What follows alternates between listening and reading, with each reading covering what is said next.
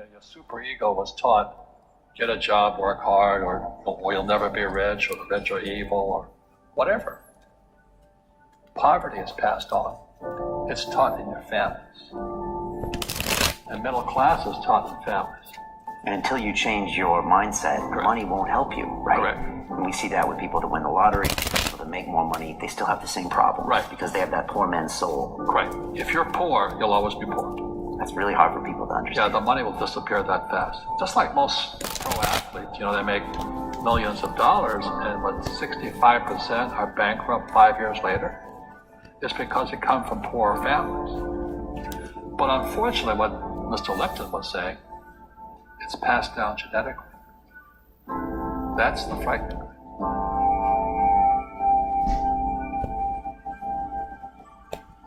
If you don't want to learn it, I can't help you. I have bad luck too. I've had financial crashes. I've had people stab me in the back, but they're all good because I grow from it. That's spirituality.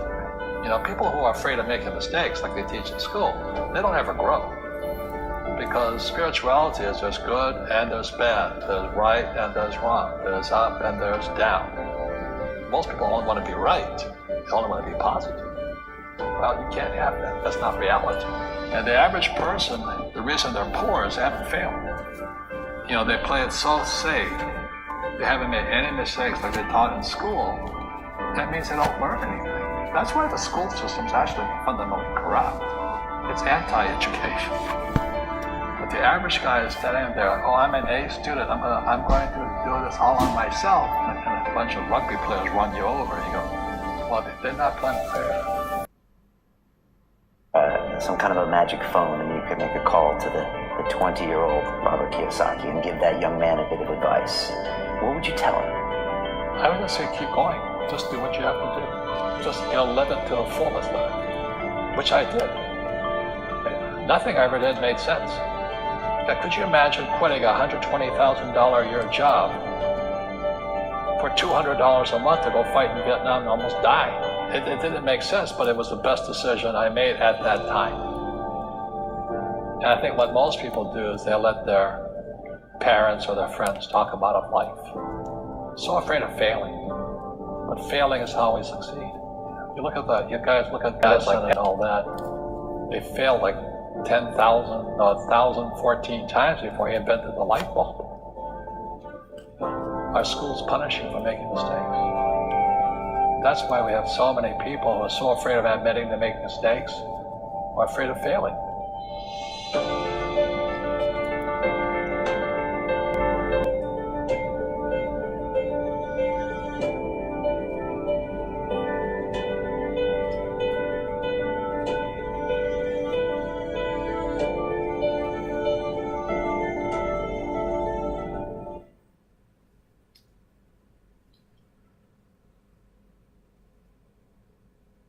All right, G. These are your cards. So, this is what your reading is. And I had to play that because it'll help when you hear this, right? So in the past, this is your past, your current, your future, and then this is a card that will help you in the future.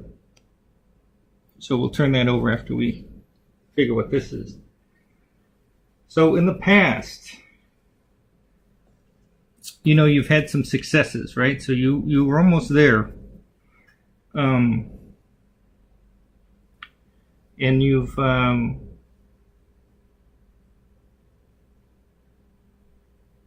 had some losses, right? You've had some discouragements or some disappointments. And you're at the point now where you might be in like, fuck, I fucked that up. Or I made a mistake here. And it's just, this could be endless, like from the beginning. You get some success, you lose it. You get some success, you lose it, And it's more that happened. It's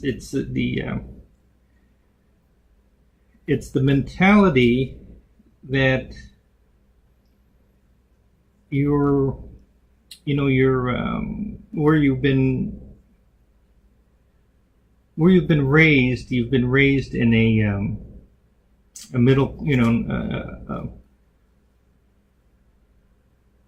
a working class, right? So you're the way you see things are the way that you've seen things around you that have caused this,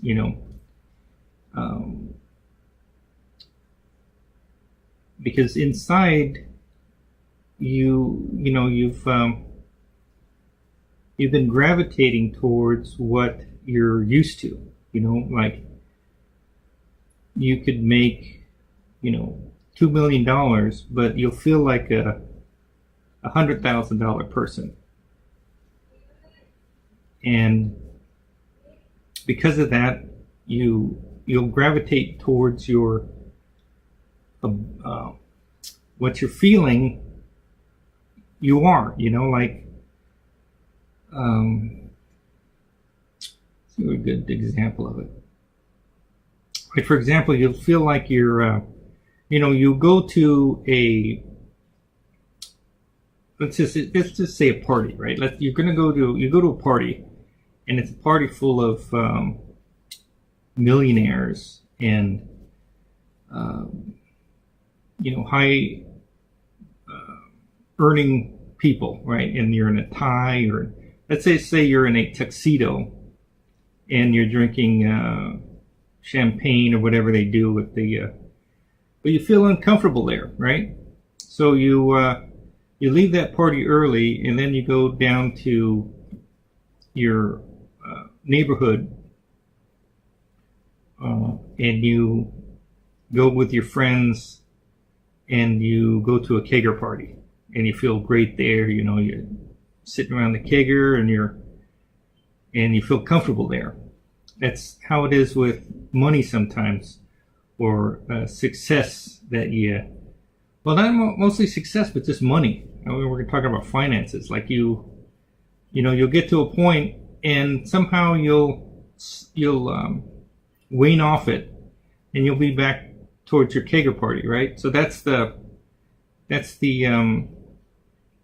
analogy I'm trying to say, is that you tend to go down to where you're most comfortable, right? So you'll win the lottery, and then 2 years later you'll be back to your home, to your neighborhood. You know what I mean? So that's the issue with winning and losing money, and not being able to stay on top of what you want, right? So you want to be wealthy, but you have the mentality of your neighborhood, and everyone has that, right? So like the analogy, you get a ticket to go to the party that has all these millionaires and high income people, and you're in a tie, or you're in a tuxedo, and you don't feel comfortable there, so you leave early and you go to your kegger party. And that's how that's the analogy of how you make something, and then you'll wane off it, and you'll go back down to where you want to be. So that is that's the heart of the matter with this gaining money and losing it. So with knowing that, that's going to give you your power, right? So your future is that you have this gift, and see, this gift, it just comes to you, and it gives you the power. The sword is the power, right? And it will lift you off. Imagine this is you, right? Your goal. This is what you want to be, the king, right? The goal. And you've some power has come down to you, And it might just be this, where you say, yeah, I got to have the mentality that this is me.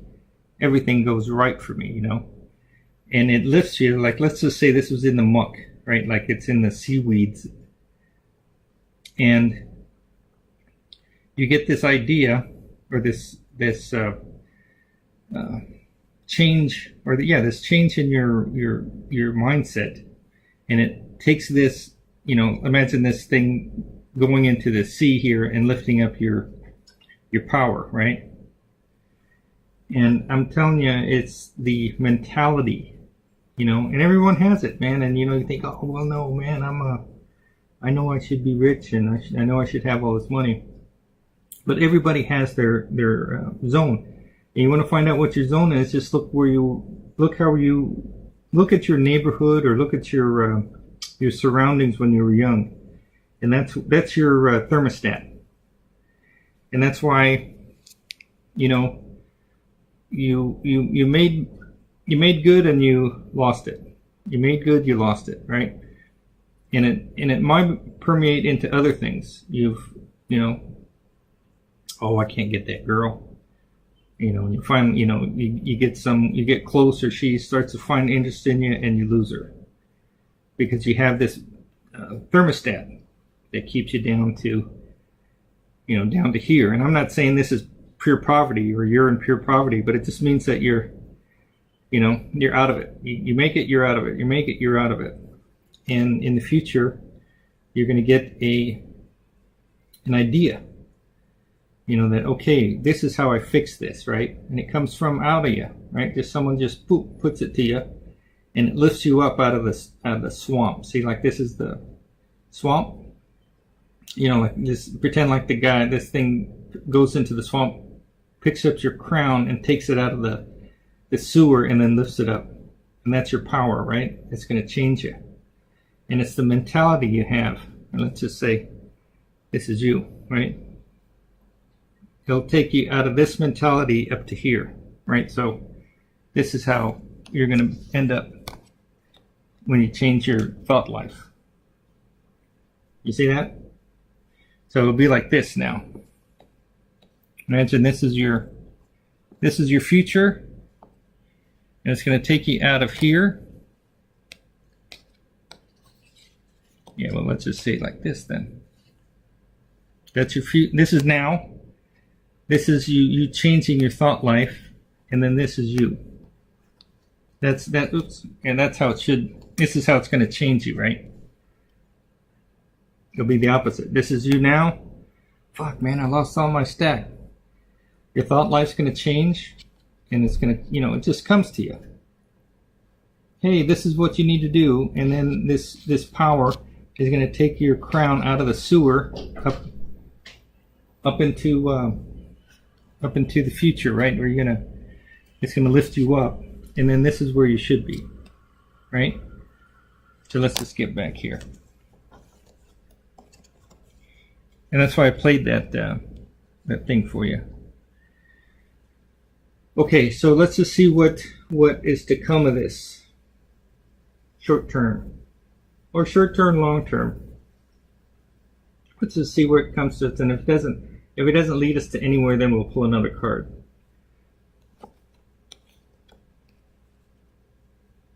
Okay, so this is your past, your present. This is your changer, I would say, and then this is you. This is you.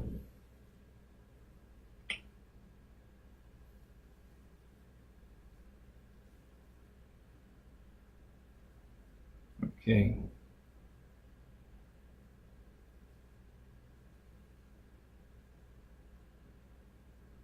Okay, so this is you. Okay, so you change your mindset. Right? This idea comes, or man, I got to change the way I think about myself. And I have to elevate it up to this. You have to elevate it up to, I do belong in that party with the tuxedos and people talking about, making millions and living the lifestyle that you have in your mind, right? and not losing it. So you lift your, you work on your thought life, and I'm saying things that'll help, affirmations, watching people that have been successful. Like I'm always saying this, Earl Nightingale, lead the field. This will get you in this mindset. If you listen to Earl Nightingale and other types of motivation people, but Earl Nightingale in particular, because it changes your mindset. It changes your mindset to this, right? Like, oh, I know how this works, and this is how I can see life. This is how I do well at work.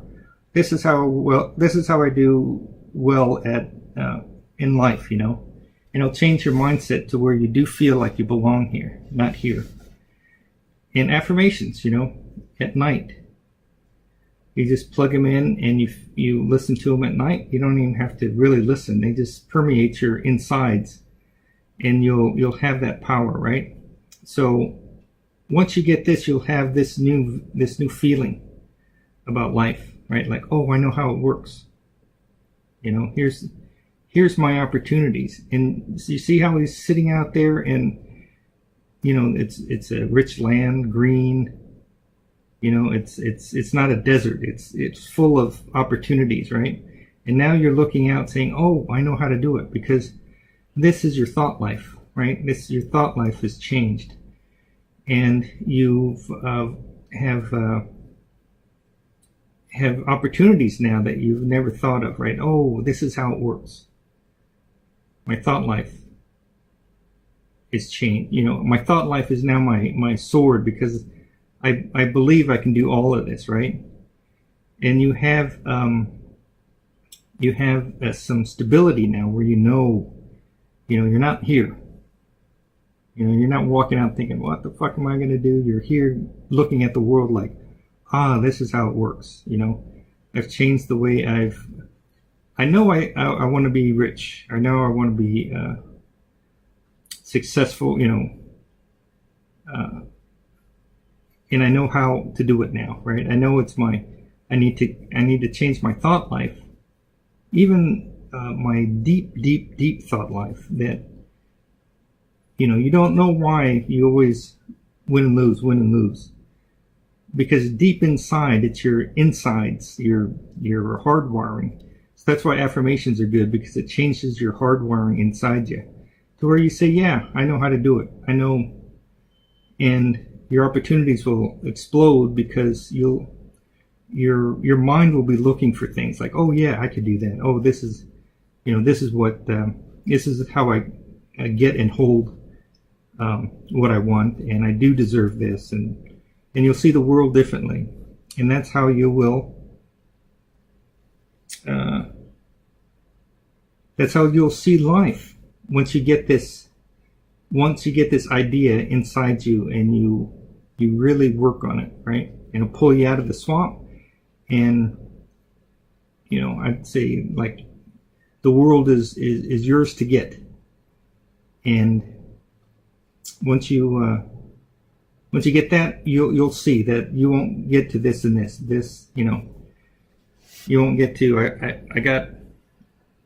I made a stack and I lost it. I made a stack and I lost it. I had an awesome girlfriend and I lost it.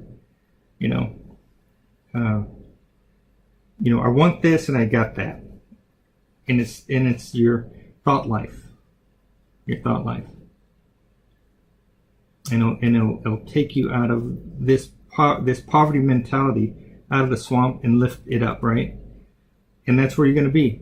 Short term, right? Short term. Or is that a good story for you?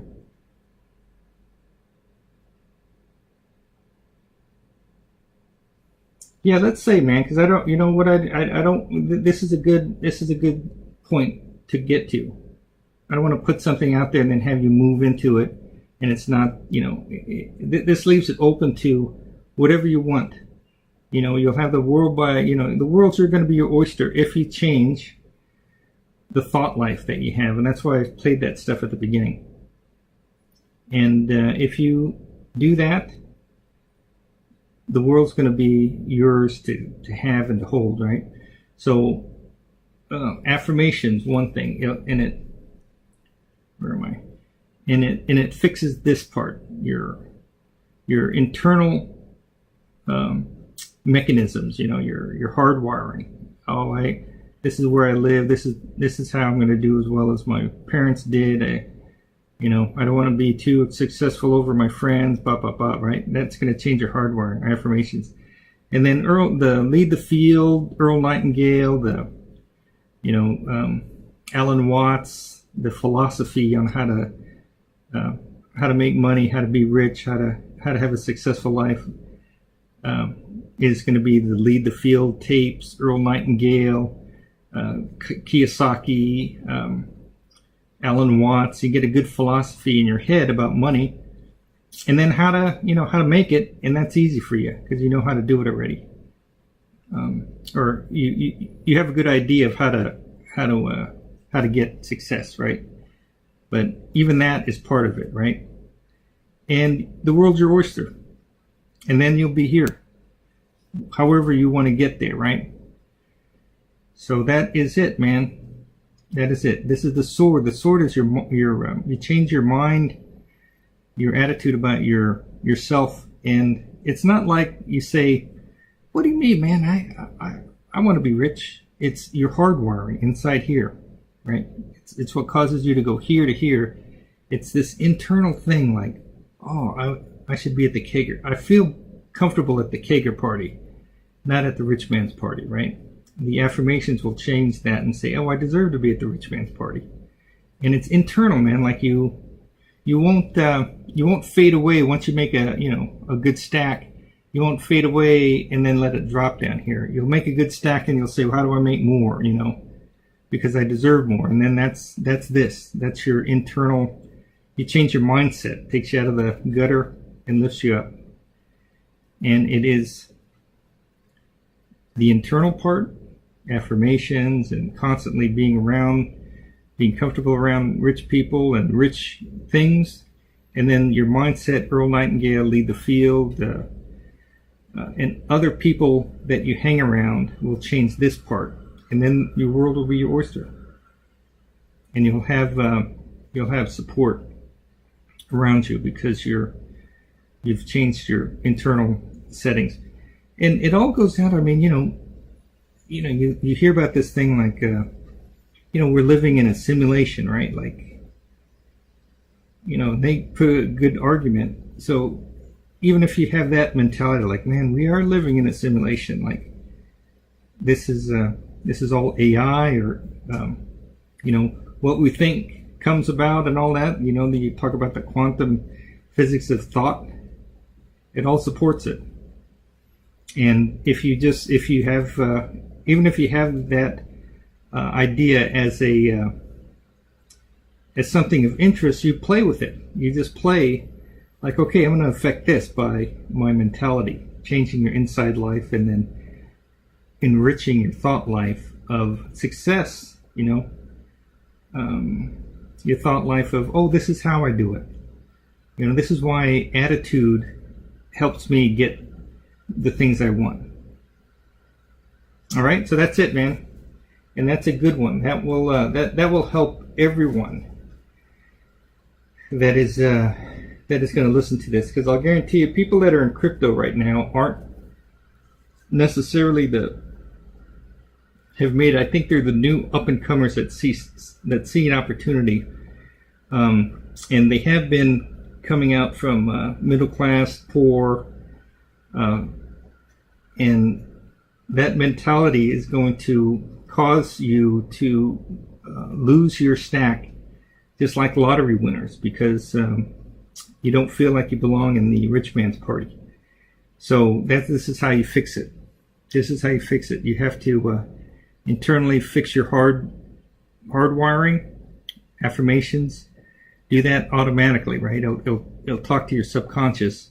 And then in your mind, you have to have a rich man's download and like I said, Earl Nightingale, Lead the Field. And he has hundreds of hours. It's just Lead the Field, easiest to say, but he has hundreds and hundreds of hours of different things. Alan Watts, A Good Philosophy, Kiyosaki, and I mean, there's others, and you can just gravitate towards the ones that you like, and it'll fix your thought life, and then you'll always stay here. You'll always stay here. You'll start here, you'll always stay there, you know. But you got to fix your thought life, and that's what this is. This is what the universe has given you. The sword is, and it's intangible. It's not. It's just. It's an idea. It's just. You know, you're not given anything. You're just given an idea, and that's what gives you your power and lifts you up out of your despair once you get here. All right. So if you have any questions, man, this is a good reading, and I think this is something for everyone. You know, including myself. You know, including myself, because you know I'll get to a point where I'm here, and next thing I know, I'm down here again, and then I have to realize, I don't feel comfortable when I get that much money. Or I get in this situation, I said, holy shit, man, you know, and I like it, but then I'll slip back into here because I'm comfortable. And it's the fact that inside here, I still think I'm middle class, you know, inside here, I still think I'm, you know, the dyslexic retard, you know, from grammar school, you know, like I'm dumb because I can't, you know, I'm dyslexic. So I end up here like oh shit, I made it to these heights, but oh man, I'm still this dyslexic kid. So I got to always constantly be lifting up myself through affirmations because I'm hardwired like that. Do you see how that works? So, okay, I'll send this out. Okay, so this is an example of what I'm talking about. You know, so if this was your injection of a new way of thought, this will be the example that you're going to be contemplating, and even more so of what you're going to hear now. But this is what is going to be an example of what this does to this guy, right? So, you know, as you erect this thing where you concentrate on your thoughts and your ideals and your aspirations, and you hone into I am this, I deserve this, rather than I got this and I don't deserve it. This is an example that I'll play from Earl Nightingale, and it'll help you figure out what this is, right? What you're contemplating, and how your mind changes you. And this I'm going to show you is an example of what this contemplation is that you're going to have. And more so, like I said, because you're not only this, but you're going to learn more about how to fix the mind, right? And your ideals of what this is, your visions. And you'll understand it after it's done. That he would perish. He who cherishes a beautiful vision, a lofty ideal in his heart, will one day realize it. Columbus cherished a vision of another world, and he discovered it. Copernicus fostered the vision of a multiplicity of worlds in a wider universe, and he revealed it. Buddha beheld the vision of a spiritual world of stainless beauty and perfect peace, and he entered into it. Cherish your visions. Cherish your ideals. Cherish the music that stirs in your heart, the beauty that forms in your mind, the loveliness that drapes your purest thoughts, for out of them will grow all delightful conditions, all heavenly environment. Of these, if you but remain true to them, your world will at last be built. To desire is to obtain. To aspire is to achieve. Shall man's basest desires receive the fullest measure of gratification, and his highest aspirations starve for lack of sustenance? Such is not the law. Such a condition of things can never obtain. Ask and receive. Dream lofty dreams, and as you dream, so shall you become. Your vision is the promise of what you shall one day be. Your ideal is the prophecy of what you shall at last unveil. The greatest achievement was at first and for a time a dream. The oak sleeps in the acorn, the bird waits in the egg, and in the highest vision of the soul a waking angel stirs. Dreams are the seedlings of realities. Your circumstances may be uncongenial, but they shall not long remain so if you but perceive an ideal and strive to reach it. You cannot travel within and stand still without. Here is a youth, hard-pressed by poverty and labor, confined long hours in an unhealthy workshop, unschooled and lacking all the arts. But he dreams of better things. He thinks of intelligence, of refinement, of grace and beauty. He conceives of, mentally builds up, an ideal life. The vision of a wider liberty and a larger scope takes possession of him. Unrest urges him to action, and he utilizes all his time and means, small though they are, to the development of his latent powers and resources. Very soon, so altered has his mind become that the workshop can no longer hold him. It has become so out of harmony with his mentality that it falls out of his life as a garment is cast aside, and with the growth of opportunities which fit the scope of his expanding ability, he passes out of it forever. Years later, we see this youth as a full-grown man. We find him a master of certain forces which he wields with worldwide influence and almost unequaled power. In his hands he holds the cords of gigantic responsibilities. He speaks, and lo, lives are changed. Men and women hang upon his words, and we mold their characters, and, sun-like, he becomes the fixed and luminous center around which innumerable destinies revolve. He has realized the vision of his youth. He has become one with his ideal. And you too will realize the vision, not the idle wish, of your heart, be it base or beautiful, or a mixture of both. For you will always gravitate toward that which you secretly most love. Into your hands will be placed the exact results of your own thoughts. You will receive that which you earn, no more, no less. Whatever your present environment may be, you will fall, remain, or rise with your thoughts, your vision, your ideal. You will become, in the beautiful words of Stanton Davis, you may be keeping accounts, and presently you shall walk out of the door that for so long has seemed to you the barrier of your ideals, and shall find yourself before an audience, the pen still behind your ear, the ink stains on your fingers, and then and there shall pour out the torrent of your inspiration. You may be driving sheep, and you shall wander to the city, bucolic and open-mouthed, shall wander under the intrepid guidance of the Spirit into the studio of the Master, and after a time he shall say, I have nothing more to teach you, and now you have become the Master who did so recently dream of great things while driving sheep. So there you have it, JB. That's a good reading. And I think it's going to be good for you.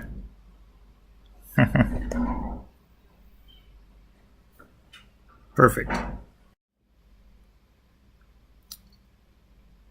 Well, there you have it. There you have it. So that's a good one. So let's just see what you got here. So perfect. Perfect, man. Perfect. So good reading, man. Good reading. That victories attained by thought can only be maintained by watchfulness. Many give way when success is assured and rapidly fall back into failure. Achievement, whether in the business, intellectual, or spiritual world, is the result of definitely directed thought, is governed by the same law and dependent upon the same method. The only difference lies in the object of attainment. He who would accomplish little needs sacrifice little. He who would achieve much must sacrifice much. He who would attain highly must sacrifice greatly. Vision and ideals. The visionaries are the saviors of the world.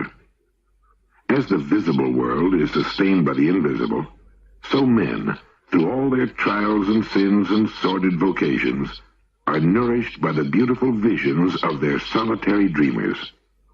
Humanity cannot forget its dreamers. It cannot let their ideals fade and die. It lives in them.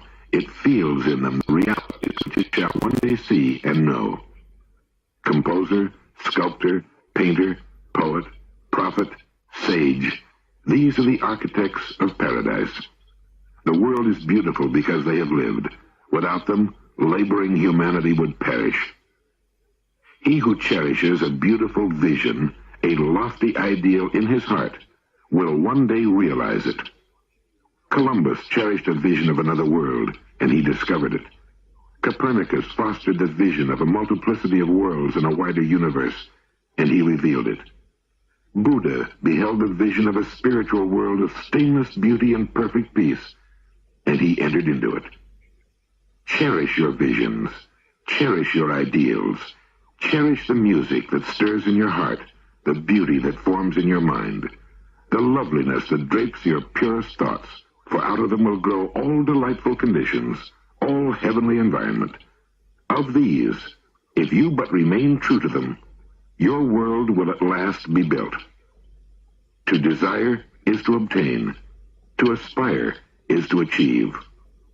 Shall man's basest desires receive the fullest measure of gratification, and his highest aspirations starve for lack of sustenance? Such is not the law. Such a condition of things can never obtain. Ask and receive. Dream lofty dreams, and as you dream, so shall you become. Your vision is the promise of what you shall one day be. Your ideal is the prophecy of what you shall at last unveil. The greatest achievement was at first and for a time a dream. The oak sleeps in the acorn. The bird waits in the egg. And in the highest vision of the soul, a waking angel stirs. Dreams are the seedlings of realities. Your circumstances may be uncongenial, but they shall not long remain so if you but perceive an ideal and strive to reach it. You cannot travel within and stand still without. Here is a youth, hard-pressed by poverty and labor, confined long hours in an unhealthy workshop, unschooled and lacking all the arts. But he dreams of better things. He thinks of intelligence, of refinement, of grace and beauty. He conceives of, mentally builds up, an ideal life. The vision of a wider liberty and a larger scope takes possession of him. Unrest urges him to action, and he utilizes all his time and means, small though they are, to the development of his latent powers and resources. Very soon, so altered has his mind become that the workshop can no longer hold him. It has become so out of harmony with his mentality that it falls out of his life as a garment is cast aside, and with the growth of opportunities which fit the scope of his expanding ability, he passes out of it forever. Years later, we see this youth as a full-grown man. We find him a master of certain forces which he wields with worldwide influence and almost unequaled power. In his hands he holds the cords of gigantic responsibilities. He speaks, and lo, lives are changed. Men and women hang upon his words and remold their characters, and, sun-like, he becomes the fixed and luminous center around which innumerable destinies revolve. He has realized the vision of his youth. He has become one with his ideal. And you too will realize the vision, not the idle wish, of your heart, be it base or beautiful, or a mixture of both. For you will always gravitate toward that which you secretly most love. Into your hands will be placed the exact results of your own thoughts. You will receive that which you earn, no more, no less. Whatever your present environment may be, you will fall, remain, or rise with your thoughts, your vision, your ideal. You will become as small as your controlling desire, as great as your dominant aspiration. In the beautiful words of Stanton Davis, you may be keeping accounts, and presently you shall walk out of the door that for so long has seemed to you the barrier of your ideals, and shall find yourself before an audience, the pen still behind your ear, the ink stains on your fingers, and then and there shall pour out the torrent of your inspiration. You may be driving sheep, and you shall wander to the city, bucolic and open-mouthed, shall wander under the intrepid guidance of the Spirit into the studio of the Master, and after a time he shall say, I have nothing more to teach you, and now you have become the Master, who did so recently dream of great things while driving sheep.